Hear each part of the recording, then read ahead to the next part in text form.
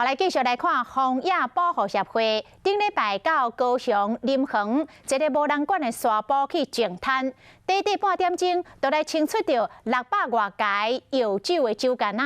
志刚讲，比去年加出着10倍。这玻璃罐仔无法度溶解，嘛真会破气。海底生物若去食着，一定是无命。高雄市环保局讲，因为真侪钓客拢爱啉这类的药酒，啉了随手就共弹落海，才会造成沙坡甲海洋的污染。高雄林园海边啊真水，为了这个美丽海岸线，一群人真接来这净滩。大人囡仔差不多300人，伫这里捡粪扫，为下晡3点捡到4点，1点钟都捡袂少啊。其中有真侪出名药酒的玻璃干仔。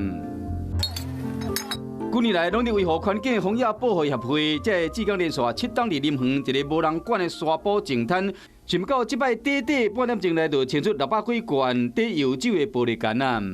我们去年捡了大概有60多瓶，在半个小时内，但今年竟然暴增到600多瓶。很多的一个协会里面的伙伴，就目前在探讨这个问题的发生原因。这玻璃干仔一破未扬，海底生物一旦啊食到，可能会无命。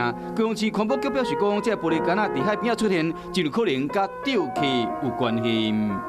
在从事所谓的海岸旁的一个休憩活动的时候，他就把它使用完毕的这些的玻璃容器他就任意的抛弃在海岸边，或是直接丢入到海中。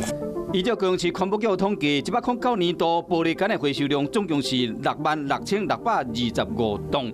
环保局将会加强宣导，环保志工嘛建议讲，厂商也是政府应该提出药酒、药干的干仔费，提高民众回收意愿，降低这玻璃干仔造成海洋的污染。